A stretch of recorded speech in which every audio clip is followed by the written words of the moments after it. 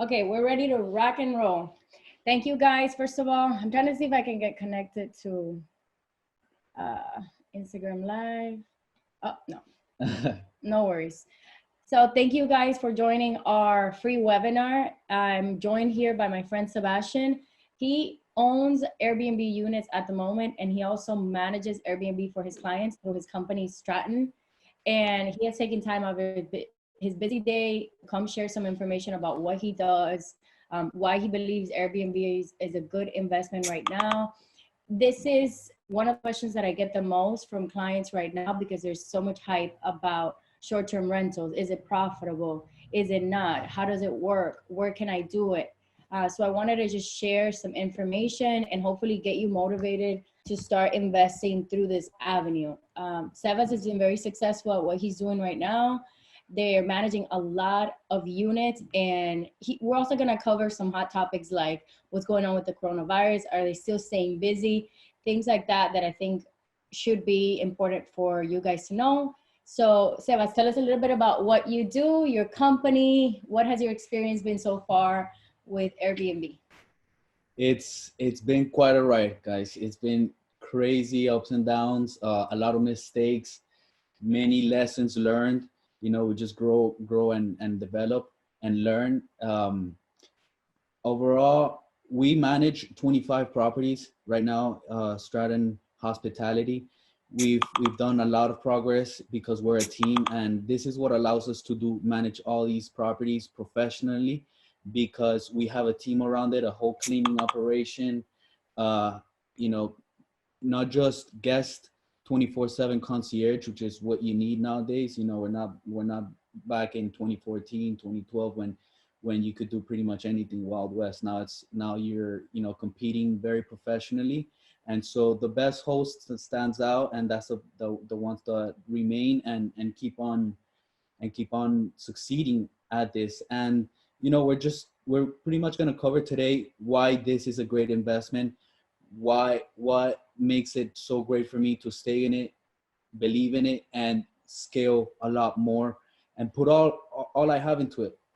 Yeah, so they started with managing one unit, and now they're up to 25 units, and their company is growing immensely. So that speaks volumes of the Airbnb industry. There is so much money to be made, and the key to what Sebas's company does is customer service. It helps you as an Airbnb owner have a real system behind what you're doing: bookings, customer service, cleaning. They do a lot to make sure that you get good reviews, to make sure that they keep booking you. Because once you get into it, you understand that if you give customer service and it's good and people are happy, they're going to keep coming back to you. If you don't, then your profits are going to suffer. So you take care of their money, he takes care of all the logistics, and you just get your paycheck to make sure that you don't have to worry about handling all the day-to-day work. So Sebas, let's get started. Tell us, what are the 5 reasons that you believe so much in short-term rentals, that you believe that it's a great investment? And we have a PowerPoint created for you guys. We're going to share this at the end of the webinar. The whole presentation, just drop in your email and we'll send you the entire presentation. Okay, so this just a few short and quick facts about the rental industry. It's huge right now. As you guys can see, the US accounts for 20%. Majority of them are actually in Europe, and vacation rentals they're expected to quickly overtake the hotel industry. They tried fighting it a lot, as you all know, and they haven't been successful. We're definitely going to take over, and we're an entire community. We have even a Miami Airbnb hosts Miami group where we meet up monthly, and we're pretty much an advocate group. As you can see, there's almost 300 million vacation rental users worldwide. So this is here to stay. And as much as the state legislation and or city, county fight it, put controls over it, the people, the masses are going to win. So this is a few more facts, interesting facts about short-term rentals. The one that really stuck out to me over here is that 25% of all second homes are both used as a rental property and professionally managed. That means that, we're only a quarter in. You still have so much more potential to exploit. And in high season, all our properties are booked. There's so much more space in short-term rentals for people to generate an income, and I'm happy to um to elaborate and teach you guys a little bit more. So we'll continue to. So let me just touch on that point. So a big percentage of the owners that are choosing to do Airbnb are second-time property owners. So you could have your first home, your perfect home that you're gonna live in, and you could also have a second property. And that second property, which is your investment, you can Airbnb, which is a strategy that a lot of owners are doing. So rather than choosing to have one income coming in from one tenant, they're choosing to do Airbnb and do short-term rentals. So if you have this idea in your mind that you can only, you want your first property, or you just bought your first property and it's your dream home, then think about your second property as how can you use short-term rentals to your advantage and profit off the second property. And that's a big thing. Just for the people that just joined, a big percentage of the homes that are being used for short-term rentals is the second home of a property owner, not their first home. Okay. Yes, that is true.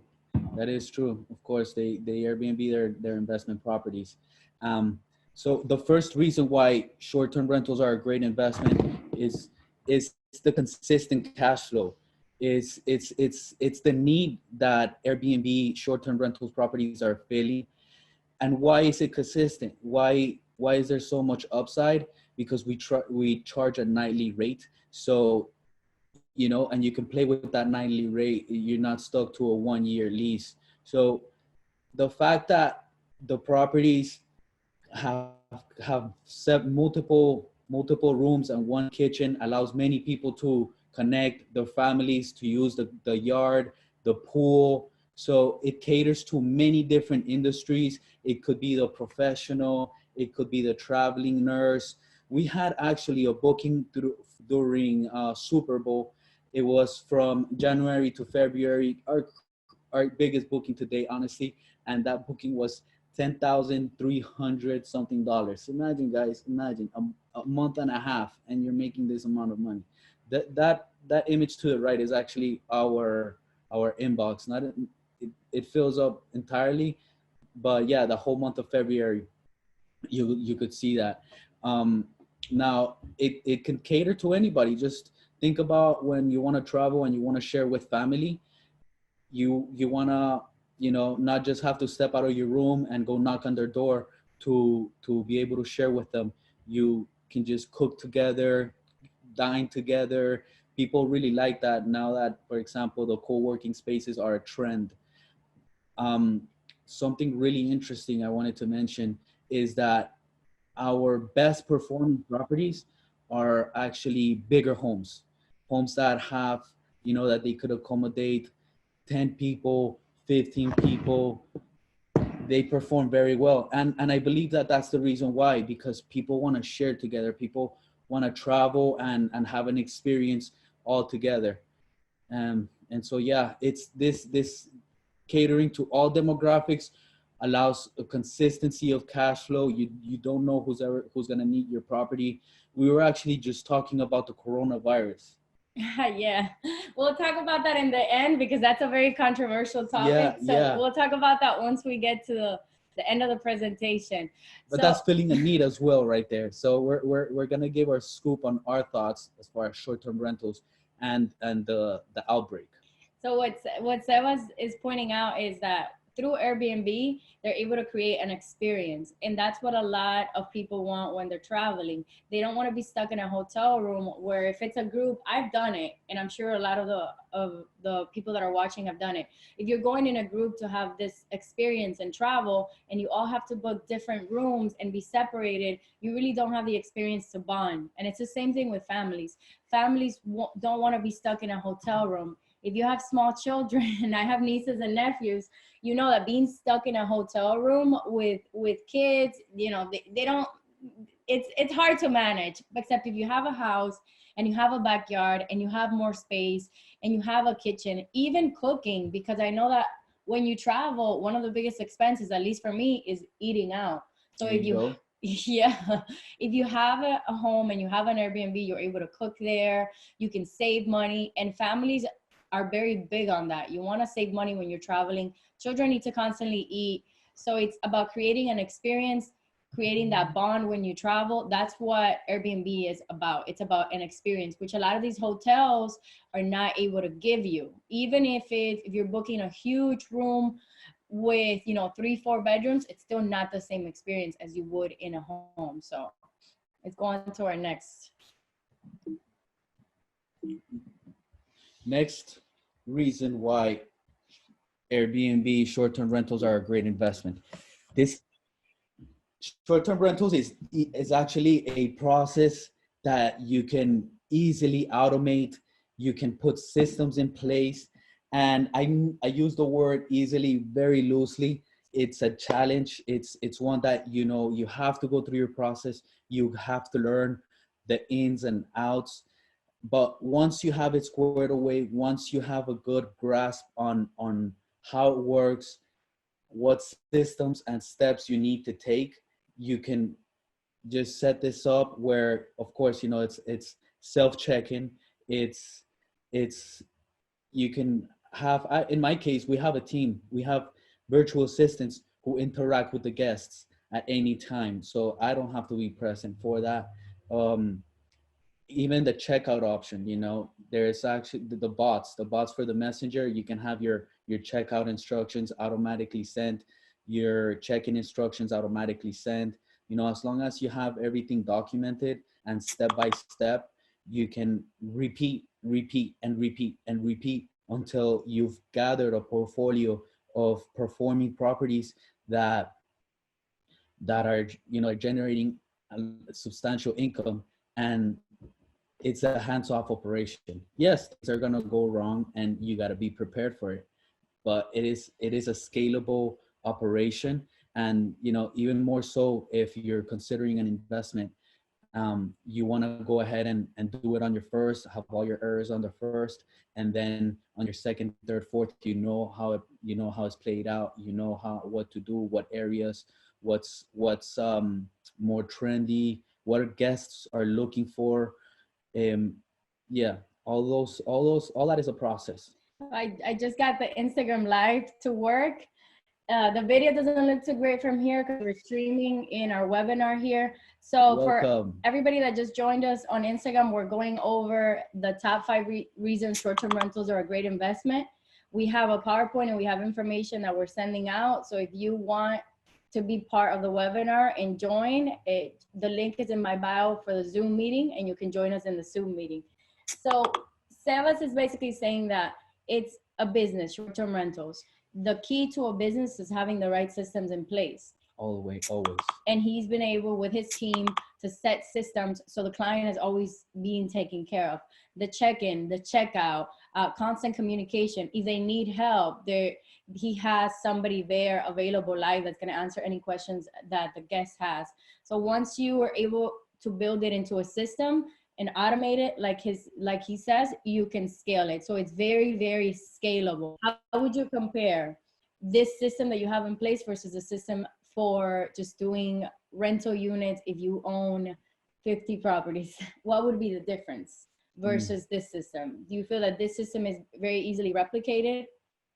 This system, it's replicated once it's easily replicated once you know what you're doing, once you know the steps to it, once you have a good feel for what a guest is going to say, what is the steps throughout the whole check-in checkout process, the cleaning themselves, because the cleaning is actually one of the most integral and core parts. You may not think so. You may think that the cleaner goes in and out, but there's a lot to it.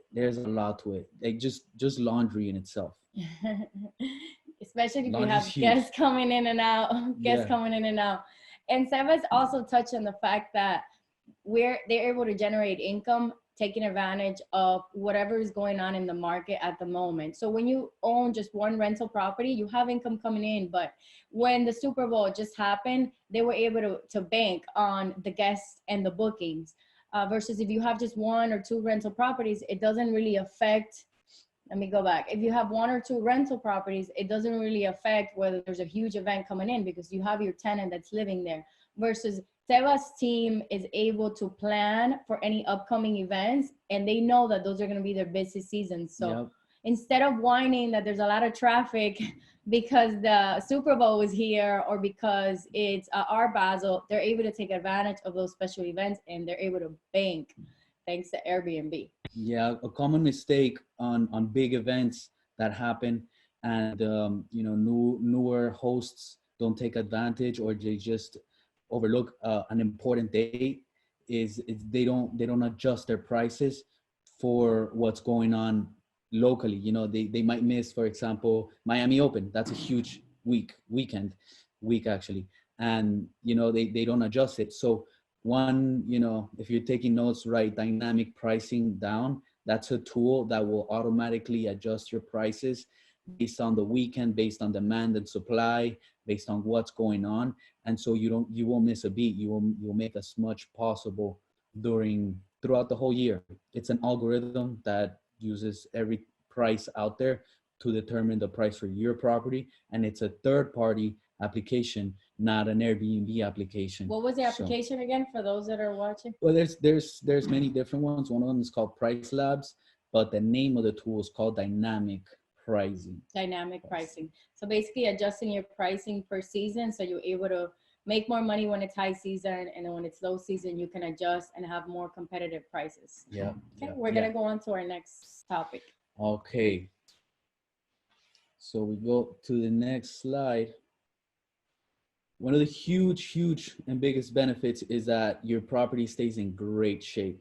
And why is that? I mean, you know, there's guests coming in and out, there's things that happen, but the fact of the matter is that your property is going to be cleaned at least twice per week, because you know, they'll check out, let's say Monday, somebody else checks in on Friday for the weekend. So in between that, you might have lower booking, you know, bookings in between.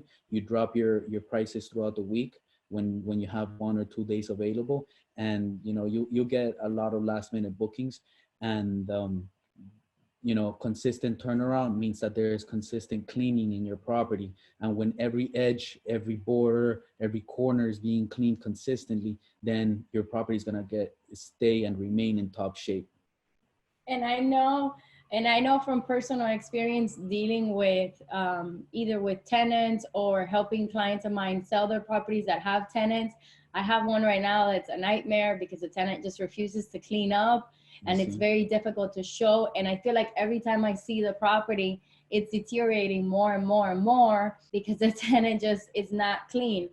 With Airbnb, his team manages the properties, and they're constantly looking at the properties, cleaning the properties. If anything breaks, they have to fix it because there's a new tenant coming in. So you can't really rent a property. Have a property on a short-term rental that's damaged. The guests are not gonna like it. So in a way, you have more control of your property. You know what's going on with your property.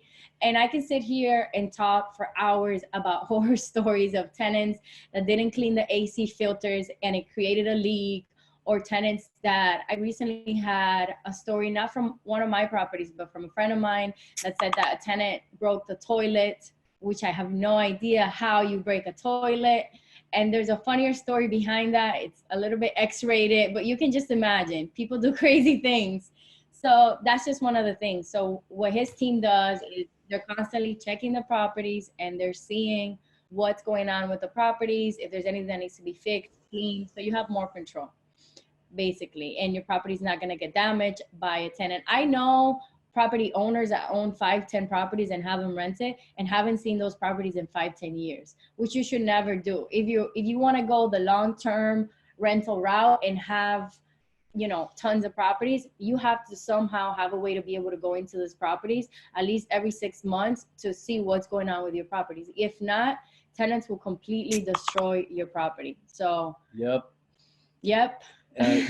Deferred maintenance. Deferred maintenance. If you've owned investment property, you know that it piles up, and you could pretty much expect thousands of dollars in turnover costs after one tenant leaves and the other one comes in. You know, you could always expect to have to clean the whole property. And if you, let's say, invested like what, 5,000 into renovating an entire property, which is not much, and then the next year is completely torn down, it really breaks your heart. So this is definitely one of the major points and benefits about short-term rental properties. You'll see it, like you'll be able to see your property like every, at least twice, 3 times a week, which you'll never do in when you own a rental, because the tenant doesn't want you coming in there every 2 weeks. I had a situation where I was leasing a property and the owner lived right next door, and the tenant didn't want the owner coming in to look at the property every so often. It happens. It's your property, but there's rules. You have to respect people. So cash flow, Sebastian's favorite word. It is. So talk to us about cash flow with short-term rentals. So it's definitely one of the beauty of it. And we all know, we want to do this to make more income, right? Or otherwise we'll just rent it to any other tenant. So this is really the bread and butter of short-term rentals. You can expect in short-term rentals to at least make 2 or 3 times the regular rent, as long as you're implementing the right systems, the right steps, the right concierge, attention to all your guests, and you'll be successful. So what I mean that cash flow is up to you, it's on your hands, it's in your hands, you have control over that, is that based on your performance, based on how you interact with your guests, you will be able to have even more bookings based on your systems, based on how many portals people can find you. You'll have more bookings. My company, we have a saying, every booking matters. You might be on TripAdvisor and you get 2 bookings a year, but those 2 bookings made a difference. That could be $1,000 you didn't have before. No booking left behind. That's gonna be when we run for president. Yeah, I like that. No booking left behind. I like that. That should be your company logo. I love that. I'm gonna keep that. No copy, nobody. Anyway, yeah. So there's a review system. As you all know, Airbnb has a review system, and this review system is very strict. Guests nowadays that they know what they're getting into. They've stayed on Airbnb before. There's people that have had 50 reviews, guests that have 50 reviews, which is pretty cool. They've had to use many Airbnbs, more than 50, to have all those. So guests are very demanding now, and you have to perform at that level if you want to be at the top of rankings, with the most reviews, with a 5-star profile, with the super host. What does all that mean? That means that to the guests that you're very serious about what you do. They're not gonna find any surprises. They're gonna get there and everything is as expected, or at least as seen in the pictures. So when you check all the boxes. No photoshopping your houses. No. Everyone will notice that right away. Yeah, even if it's pictures that are too good, and then they get there, they'll leave that as a review. Imagine, the pictures, the photos on the listing look much better than real life. You could have that. So, but that's not really a worry. The really important things here is that if you perform as best in your capabilities, then you can actually ask a premium compared to all the other properties, because your performance is very, very well. That's actually on the screen, on the screen that you guys see, a review that someone left for us. And we have reviews left and right. As soon as any guests sends us a message, as soon as they have any questions, we make sure to get back to them in at least, in a maximum of 10 minutes. This little lapse time is really important, because you may lose a booking because somebody was interested at that point in time, and then another host answered, and that's when they inquire about a property.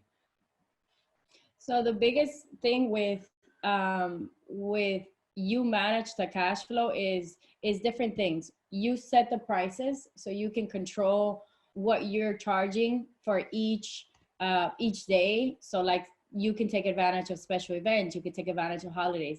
And what I was just saying, you manage how you manage your properties and how you present your business out is the money that you're going to make. So you have to be aware that this is a business, so you have to market, like he's saying, on different channels, and you're gonna as many as you can, and not lose clients, not lose interest. So me in real estate, I make sure that I attend to every lead that I get, to every client, and I get to them right away and I meet with them. And the same thing is for Airbnb. You control the pricing and you control how much money you make through the service that you provide, through the marketing that you do, through the systems that you put in place.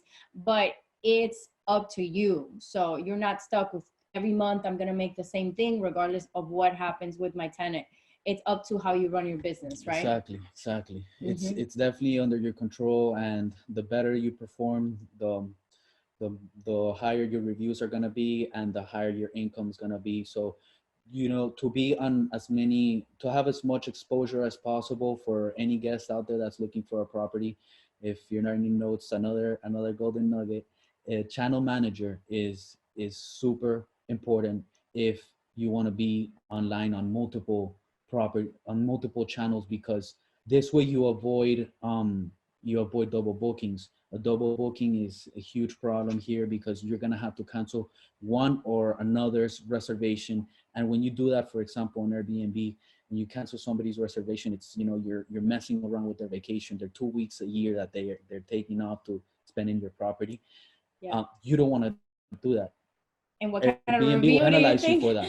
What kind of review do you think they're gonna leave you? Yeah, I mean, not good. It's not gonna be good. So it's channel management, right? Channel manager. It's a pretty much a centralized platform where all the channels communicate, all the booking portals communicate to, and this way, let's say they book on Airbnb, it will tell the channel manager, and then it will block the dates on every other platform, and this way you avoid double bookings. Oh, so if you do this, let's say if you do it, another common mistake, that people will book they will connect all the calendars together, like amongst Airbnb, Booking, TripAdvisor.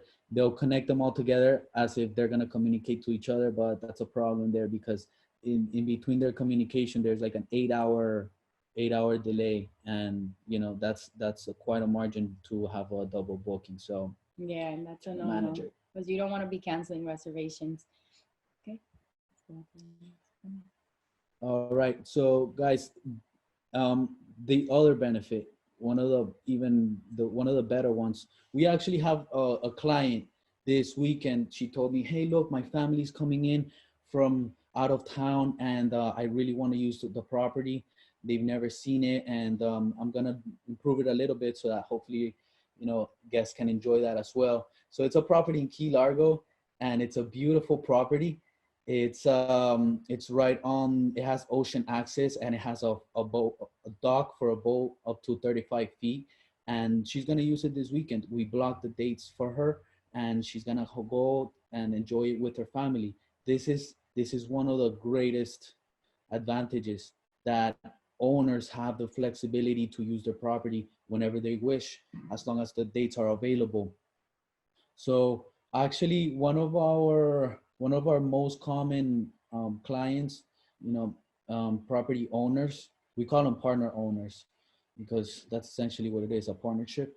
And one of our most common profile is property owners from overseas, and they love it, because when they get here, they know the property is going to be cleaned and ready for them, new linen, fresh, everything. And at the same time, it's generating income for them to pay off all the mortgages or in any debt that they have on the property. And even the utilities will cover themselves. So we're pretty much preserving the property, maximizing the income, and also having it available for whenever you want to come in for a weekend and catch the cruise. It's just that simple, and it allows owners to have that freedom with their property. Especially here in the Miami market is very unique, and you guys do all the way up to Key West, Key Largo, all those. Yeah, we're as south as Key Largo and as north as Hollywood right now. Yeah, so there's a lot of snowbirds here. The Miami real estate market Easily. is interesting because there's snowbirds. There's a lot of international investors that buy and maybe live in the property once or twice in the whole year, and then the rest of the time they're paying this mortgage and they're either not generating income or it's an expense. So the benefit of Airbnb is that you can, if you want to use your property this weekend because you're coming in, or you want to use your property 6 months, you can, and the rest of the year you're generating income, which is awesome, because who doesn't want to have a vacation home here in Miami or in Key West or in Hollywood and be able to generate income when you're not using it, and making sure that the property, the key is that you work with a team that manages the property, maintains the property, so Yes. there is no thought in your head of, oh my God, is the property gonna get damaged while I'm overseas. Even if you have a property vacant here, vacant properties are, we deal with a lot of off-market properties, so we deal with vacant properties all the time, and a lot of those vacant properties are abandoned. Nobody takes care of them, because you need to be able to at least look at your property and see what's going on. What happens if there's a hurricane? What happens if it rains and there's a leak in the roof? You don't know what's going on with your property. So this is a different alternative for those snowbirds that have their property here, or for those international investors. Have your property here, Airbnb, make some money, and when you feel like coming in, you can just block those dates and you can use your property. So it's a huge, huge, huge advantage for owners being able to do that with their property. Yep. It's everything at once. It's sometimes too good to be true for property owners. They love it when they come in and their property is spanking clean and ready to use, clean linen, clean everything. So it's good for them when you know this is something that they don't dedicate to, but they still want a property in Miami that they can go to and not have to pay expensive hotel, especially in high season.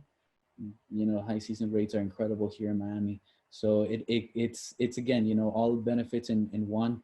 Um, it tailors to so many different demographics. And you know, how much bigger do you think that Miami tourism and hospitality is gonna grow? I mean, Miami tourism only keeps getting better. Real estate developments only keep getting better. If Formula One, they just signed the contract so that the race is gonna be here in Miami around Miami Garden Stadium. Nice. That's I'm not only do I love Formula, but I'm gonna be making some good money around those days. Not only do you take advantage of the events, but you also make money during the events, which is awesome. So we have a few bigger properties around the stadium because of the Super Bowl happened. So we were in a good position for that. Yep. And now there's a lot more things gonna come to that big stadium. Besides that, I wanted to say something else. And Miami Gardens is a hot area. Anybody that's looking into owning a property, Miami Gardens is one of the hottest markets. It's still priced very reasonable. Yeah, you could still own a property under 300 in the Miami Gardens area.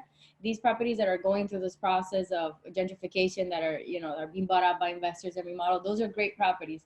You always have to stay ahead of the market in real estate and understand what's going to happen, what's being built, so you can, as an investor looking to buy a property to profit, you have to know what's going on in that area. And if something is going to come up, buy when the market's low. And then once that changes, that's going to not only increase the value of your property, but you're going to be banking because you bought the property below market value. And now it's worth, you know, 350, 400.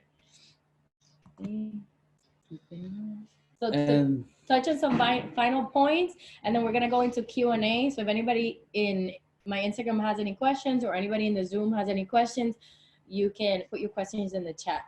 In the Zoom chat, you feel free to message us, and we have the Zoom chat open. And over there on Instagram, if you have any questions. So just a few notes to finish it off. You see it on the screen. Revenue, and it's a space that is destined to grow.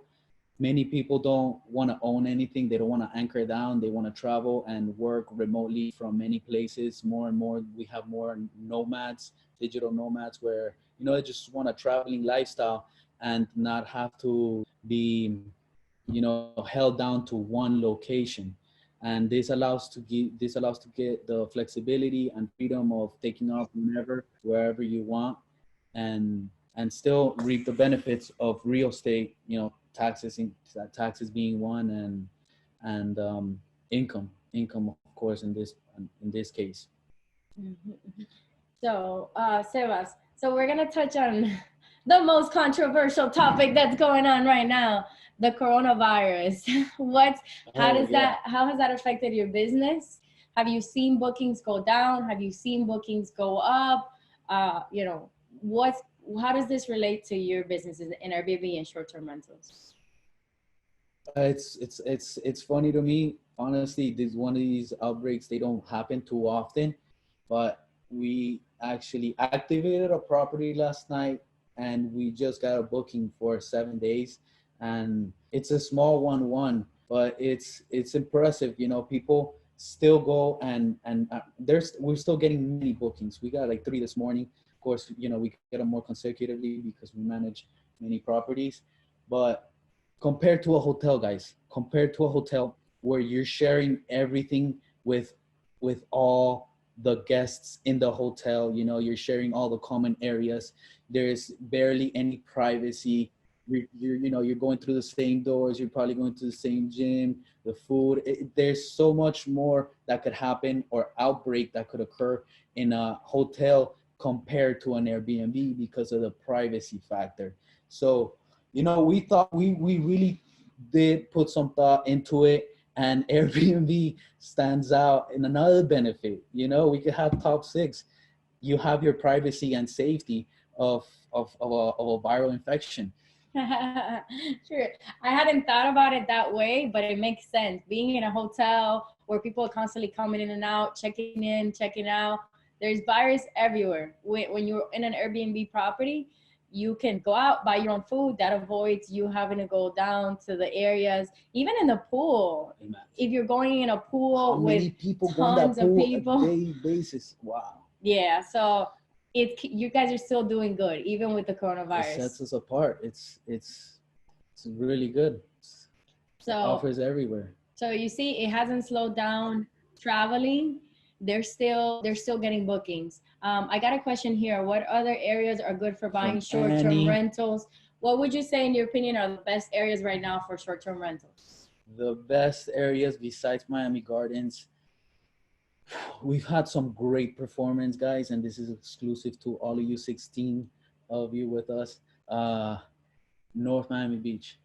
It's crazy. That's where we got that booking in the Super Bowl that was over 10,000. In North Miami Beach. It's God knows why. Maybe there's not too many properties. Our property that we have there is super standard, 4-bedroom, 2-bath. We didn't even go crazy on the designing and and theme of the property. By the way, make sure you have a good theme on the property, that it grabs attention. Whenever I have a new listing, we're developing a listing, I go into the property and I just take a second or two and try to think within myself, what kind of vibe, what kind of feeling am I getting right now? What kind of feeling do I want the guests to have? And that plays a big role in the whole experience. So you're like, okay, I'm going to, I really like, I feel some sort of peacefulness. I feel very calm in this property.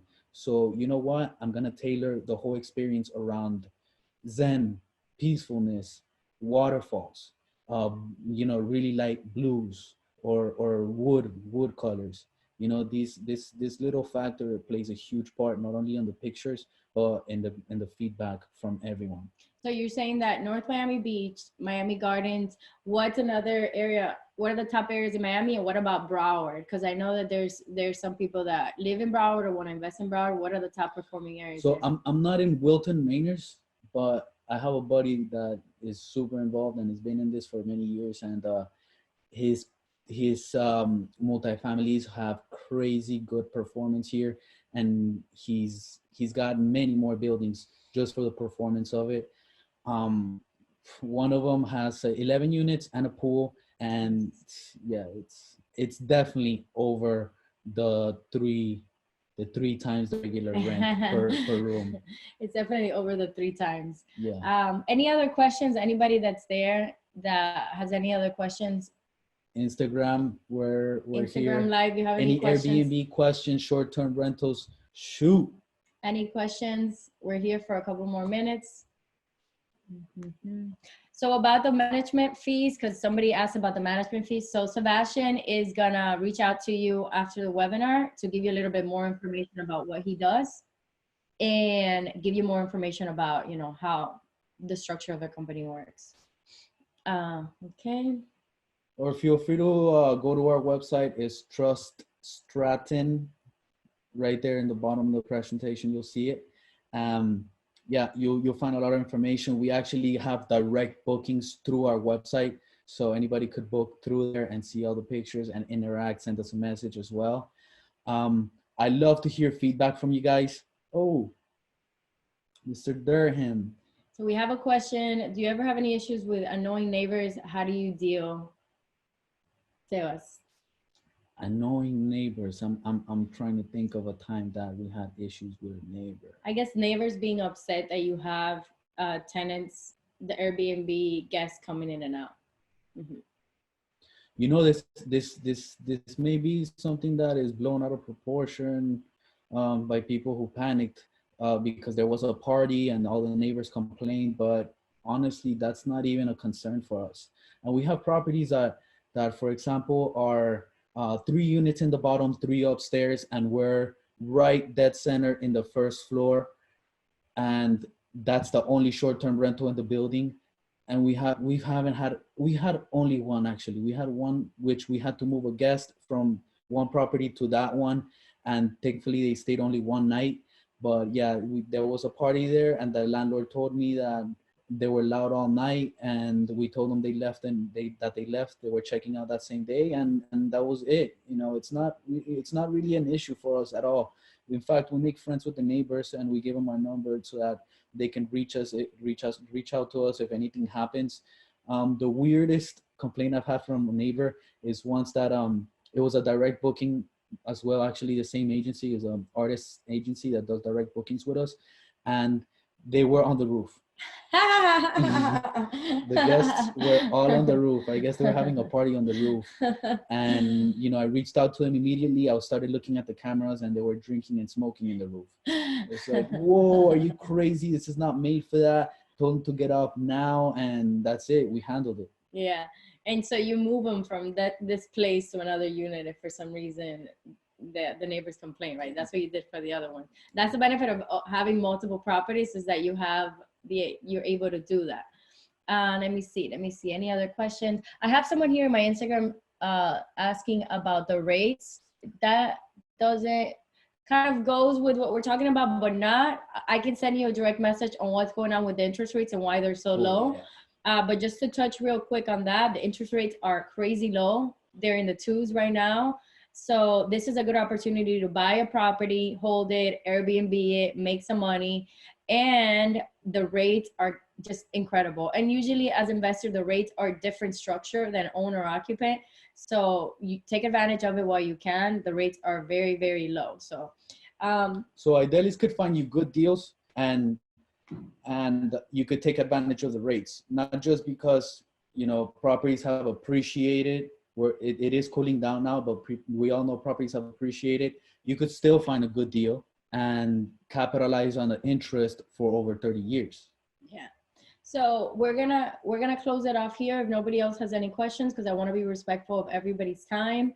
I want to say thank you for joining us in the webinar. If anybody that watched me on Instagram wants the PowerPoint and wants to have the information, let us know. I'll email you the information. We have one last question before we log off. Has there been any issues about guests taking items? Do you charge a fee if something is missing for the property? So I think that's a really good question. So that'll be our last question, and then we'll be done.